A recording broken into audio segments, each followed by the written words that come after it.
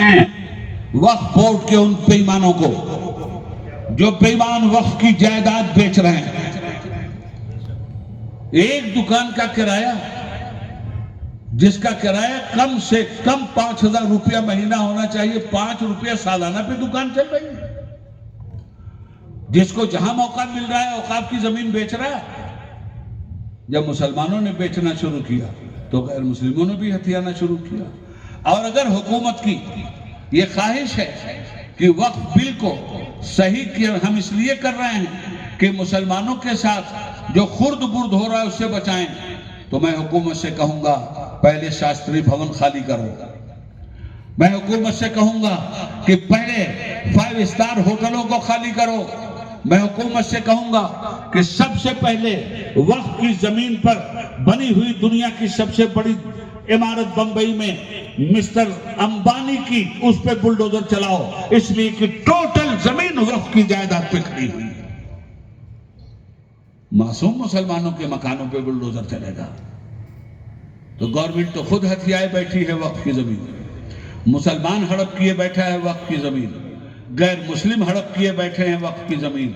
इन जितने हड़पू सिंह हैं सबसे जमीन खाली होनी चाहिए, गवर्नमेंट से भी खाली होनी चाहिए, मुसलमान हड़पुओं से भी खाली होनी चाहिए, गैर मुस्लिम हड़पुओं से भी खाली होनी चाहिए। आज हम दर दर की ठोकर खा रहे हैं। हमारे बुजुर्गों ने जितनी चीजें वक्फ की शक्ल में हमें अता फरमाई थी, कसम खुदा की हुकूमत से 1 पैसा नहीं चाहिए हमें। ईमानदारी से हमारी जमीनें हमको वापस कर दो। हम सारे हिंदुस्तान के मुसलमानों को इन्हीं पैसों से लखपति करोड़पति भी बनाएंगे और इन्हीं पैसों से गैर मुस्लिमों की भी मदद करेंगे चैरिटी के तौर पर। जो गरीब लोग हैं, हमारा मजहब गरीबों की भी मदद करने का हुक्म देता है। वो जात बिरादरी की बुनियाद पर गरीब नहीं देखता, वो गरीब की बुनियाद पर गरीब देखता है। वो जात बिरादरी की बुनियाद पर बीमार नहीं देखता, वो मरीज की बुनियाद पर मरीज देखता है।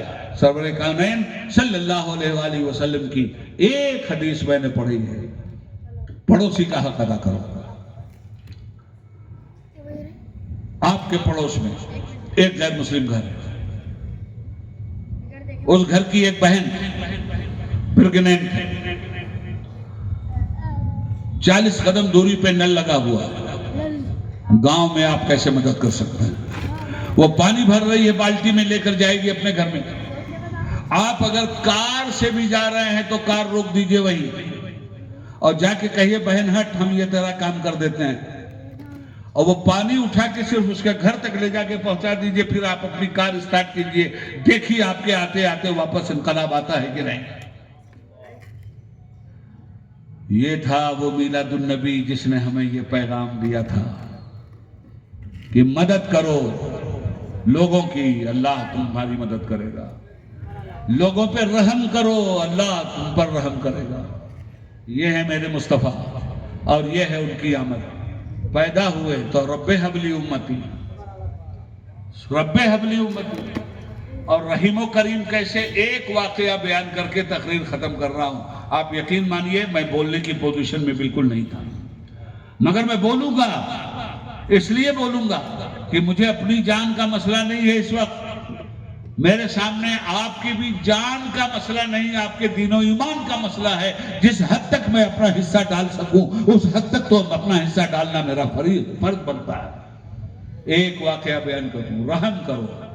मीलादुन नबी का खुलासा है कि रहम करो। वमा अरसलनाका इल्ला रहमतल लिल आलमीन। ऐ मेरे हबीब, आपको मैंने सारे जहान के लिए रहमत बना के भेजा है। जो लोग ईमान की दौलत पा गए, जहन्नम से छुटकारा, जन्नत उनका नसीबा। ये मुस्तफा का रहम है कि नहीं? इंसानों पे रहम, जानवरों पे रहम, चिड़ियों पे रहम, चरिंदों पे रहम। किसके लिए वो रहमतुल लिल आलमीन साबित नहीं हुए? आप सिर्फ एक वाकया सुन लीजिए और बात खत्म करता हूं। आज की दुनिया तो इंसानों पे बम बरसा रही है। मेरे आका जान की हिफाजत कैसे करते थे और जानवरों के लिए कैसे रहमतुल लिल आलमीन साबित हुए। एक हदीस शरीफ पढ़ी मैंने, सरकार दो आलम सल्लल्लाहु अलैहि वसल्लम की बारगाह में एक ऊंट आया। गौर से सुन लीजिएगा। صحابہ کہتے ہیں کہ ہم بیٹھے تھے، اونٹ آیا، آ کے سرکار کی بارگاہ میں بیٹھ گئے اور بیٹھ کے حضور کے کان کے پاس اپنا لب لے آیا اور اپنا لب لے آ کر کے کچھ بولنے لگا، منمنانے لگا۔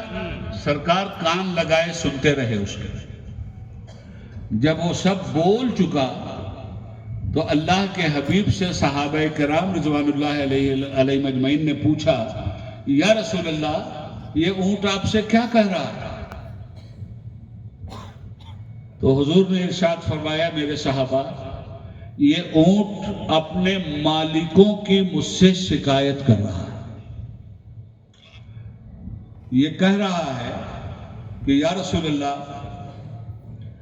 اب میں بوڑھا ہو چکا ہوں، جب جوان تھا ایک زمانے تک میں نے اپنے مالکوں کی خدمت کی، میرے مالک اپنی تجارت کرنے کے لیے گرمیوں کے دنوں میں یمن کی طرف نکل جاتے تھے مجھ پہ سوار ہو کر اور اپنا مال لاد کر اپنے گھر آتے تھے، اور جاڑے کے دنوں میں ملک شام کی طرف